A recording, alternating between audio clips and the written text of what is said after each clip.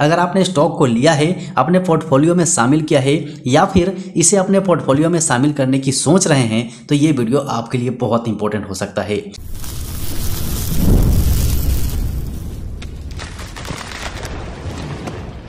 Hello दोस्तों, नमस्कार, जय हिंद, सत श्री अकाल। स्टॉक साई फैमिली में फिर से आपका बहुत बहुत स्वागत है। फ्रेंड्स, आज के वीडियो में हम बात करेंगे यस बैंक की, क्योंकि यस बैंक में बहुत टाइम से हम इंतजार कर रहे थे इसी समय का और फाइनली ये समय आ चुका है। अब आप कहेंगे कि यहाँ पर गिरावट चल रही है और मैं कह रहा हूँ कि ये अपॉर्चुनिटी है, हम इसका इंतजार कर रहे थे। वो कैसे, वो इसी वीडियो में आपको पता चल जाएगा। बस आपसे रिक्वेस्ट है कि इसे कंटिन्यू देखिएगा, बिना स्किप किए हुए देखिएगा, ताकि एक एक चीज़ आपको समझ में आ जाए। अब चलिए बात करते हैं यस बैंक की। सो आज के दिन आप इसमें जो गिरावट देख रहे हैं, इसे गिरावट बिल्कुल मत समझिएगा। ये मेरे हिसाब से एक कंफर्मेशन है कि इसके अंदर में अच्छी तेजी आ सकती है। अगर आपने स्टॉक को लिया है, अपने पोर्टफोलियो में शामिल किया है या फिर इसे अपने पोर्टफोलियो में शामिल करने की सोच रहे हैं तो ये वीडियो आपके लिए बहुत इंपॉर्टेंट हो सकता है। सो यहाँ पर आप देखेंगे तो स्टॉक खुलने के साथ ही 20 रुपये 60 पैसे को टच किया। उसके बाद इसके अंदर में अच्छी खासी प्रॉफिट बुकिंग आई है। यहाँ पर अगर आप इस शेयर को 5 दिन में देखेंगे तो 10% का रिटर्न दे चुका है। 1 महीने में 18% का रिटर्न है, 6 महीने में 27% का रिटर्न है और 1 साल में 18.48% का रिटर्न है। इससे आगे की हम बात नहीं करेंगे क्योंकि इस लेवल से स्टॉक के अंदर में गिरावट आई हुई है और अब इसके अंदर में एक ब्रेकआउट भी हुआ है जिसके ऊपर में हम डिटेल में बात करेंगे। आप ध्यान से समझिएगा ताकि हर चीज आपको समझ में आए, क्योंकि स्टॉक साई का खूबी है कि बिना कारण के कोई भी आपको रेसिस्टेंस, सपोर्ट, ब्रेकआउट वगैरह नहीं बताता है। अगर ब्रेकआउट बताएगा तो आपको कारण भी बताएगा, अगर आपको टारगेट बताएगा तो टारगेट क्यों मिलेगा उसका कारण भी बताएगा। ये स्टॉक की विशेषताएं हैं। चलिए हम आगे बात कर लेते हैं इस स्टॉक के बारे में। सो यहाँ पर अगर हम इसके रेवेन्यू के ऊपर में नजर डालें तो यहाँ पर आप देखेंगे कि revenue year on year basis पे 12.62% बढ़ा है, नेट इनकम 42.63% तक बढ़ा है, EPS 33.33% तक बढ़ा है और नेट प्रॉफिट मार्जिन 26.56% तक बढ़ा है। अगर आप स्टॉक साई फैमिली के साथ शुरू से होंगे तो कुछ दिनों पहले ही हमने आपको एक वीडियो के माध्यम से जानकारी दी थी जिसमें इनकम टैक्स डिपार्टमेंट को हाई कोर्ट ने आदेश दिया था कि इसके पैसे को वापस करे, वो भी इंटरेस्ट के साथ में। उसका भी बेनिफिट बैंक को मिलने वाला है। सो चलिए यहाँ पर हम ज़्यादा टाइम वेस्ट नहीं करेंगे, सीधे चलते हैं इसके चार्ट पैटर्न के ऊपर में और वहाँ से टेक्निकल एनालाइज करते हैं कि ब्रेकआउट किस टाइप से है और आज की जो ये गिरावट है ये हमारे लिए कंफर्मेशन किस टाइप से है। सो फ्रेंड्स, फाइनली हम आ चुके हैं one day candlestick chart pattern के ऊपर में और अब यहाँ से ध्यान से समझिएगा, ये चीज़ आपको समझ में आएगा। सबसे पहले मैं आपको बता दूं कि सपोर्ट रेसिस्टेंस आपको पता होगा। जो लोग पुराने हैं उनको कोई दिक्कत नहीं है, लेकिन जो लोग नए हैं उनको ये बता दें कि जहाँ से स्टॉक आके वापस हो जाता है उस एरिया को सपोर्ट कहते हैं और जहाँ से टकरा कर नीचे आ जाता है उसे रेसिस्टेंस कहते हैं।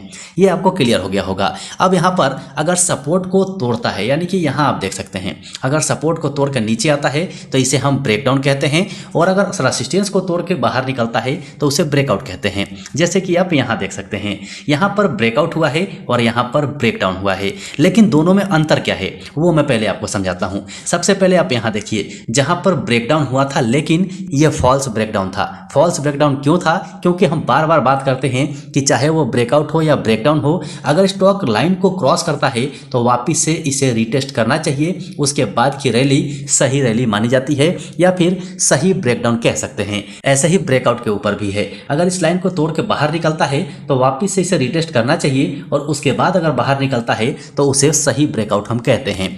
वही चीज आपको समझाना है, इसीलिए मैं बोल रहा हूं कि आज के दिन यस बैंक ने ब्रेकआउट दिया है, क्योंकि यहां पर देखेंगे तो ब्रेकआउट हुआ जरूर है। चलिए मैं यहां पर सबसे पहले बड़ा कर लेता हूं, उसके बाद आपको दिखाता हूं।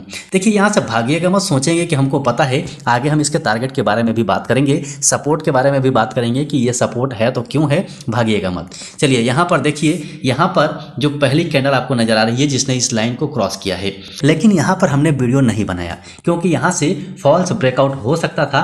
जैसे कि नीचे में आपने देखा है कि वहां पर फॉल्स ब्रेकडाउन हुआ है, लेकिन यहां पर ब्रेकआउट होने के बाद आज के दिन जो गिरावट आई है, ये रेड कैंडल आप देख सकते हैं, ये रेड कैंडल कंफर्मेशन है कि यहाँ पर इस ट्रेंड लाइन का रिट्रेसमेंट हो रहा है, यानी कि फाइनली यहाँ पर कंप्लीट हो सकता है।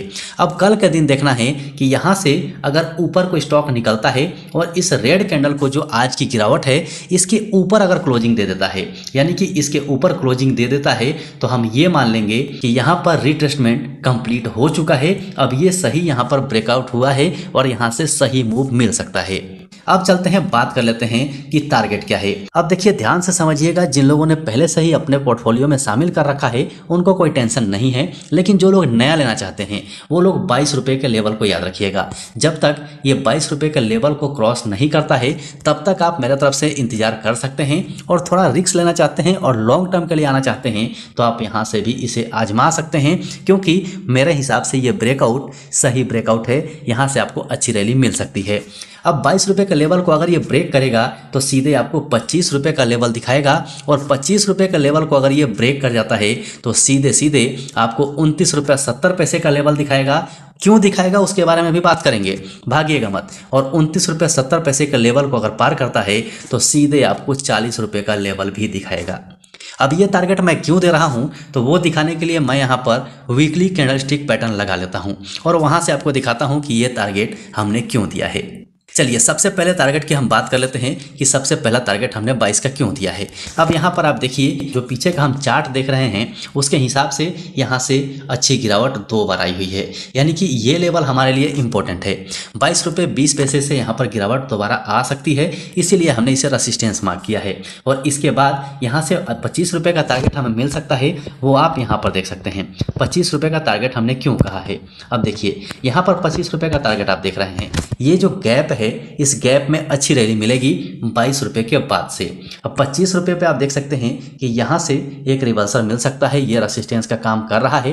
हालांकि इतना इंपॉर्टेंट मुझे नहीं लग रहा है जितना इंपॉर्टेंट 29 रुपये 70 पैसे का है, क्योंकि 29 रुपये 70 पैसे से देखेंगे तो शार्प गिरावट स्टॉक के अंदर में आई हुई है, तो ये एक इंपॉर्टेंट रेसिस्टेंस हो जाएगा। लेकिन 29 रुपये 70 पैसे को अगर पार करता है तो बहुत तेज रैली के साथ आपको 40 रुपये क्रॉस करते हुए नजर आ सकता है।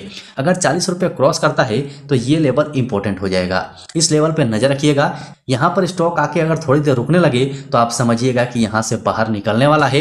लेकिन हाँ, जितनी स्पीड से ये वीडियो आप देख रहे हैं और मैं बना रहा हूँ, इतनी स्पीड से इसके अंदर में तेजी नहीं मिलेगी, ये ध्यान रखिएगा। थोड़ा सा आपको इसमें पेशेंस रखना पड़ेगा, उसके बाद ये टारगेट आपको मिलेगी। लेकिन यहीं से अगर उल्टा हो जाता है, हमारा प्लान फेल हो जाता है, तो सपोर्ट क्या रहेगा।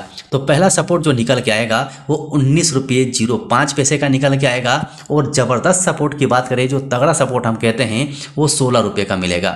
यानी कि ये 2 सपोर्ट इंपॉर्टेंट हैं, इन दोनों सपोर्ट के ऊपर में नजर रखिएगा।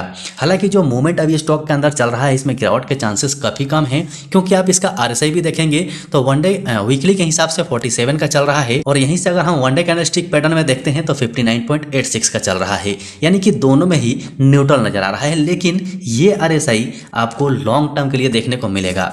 अब बात इसके ट्रेंड की कर लेते हैं। देखिए, ध्यान से ट्रेंड को समझिएगा। ट्रेंड का मतलब क्या होता है, यहाँ से एक ट्रेंड बनना शुरू होता है और इसी ट्रेंड में स्टॉक मूव कर रहा है, यानी कि यहाँ नीचे लेवल से सपोर्ट लेता है और ऊपर में रेसिस्टेंस लेता है, और फाइनली यहाँ पर आप देखेंगे तो एक बार ब्रेकडाउन हुआ भी था, लेकिन ये फॉल्स ब्रेकडाउन था, जैसे कि हमने सीखा हुआ है। यहाँ से स्टॉक सपोर्ट लेता है और फिर से वापस उसी ट्रेंड के अंदर में चला जाता है।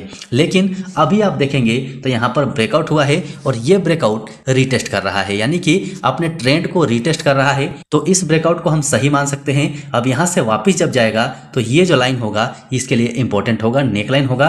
इस नेक लाइन को ब्रेक करने के बाद आसानी से आपको अच्छा टारगेट दिखा सकता है। सो ये सारी बातें आपको बतानी थी, इसीलिए वीडियो को रिकॉर्ड किया गया है। वीडियो पसंद आया हो तो लाइक जरूर कर दीजिएगा, चैनल पर नए हैं तो चैनल को सब्सक्राइब करके बेल आइकन ऑन कर लीजिएगा। अभी के लिए वीडियो में इतना ही, फिर मिलते हैं दूसरे वीडियो में।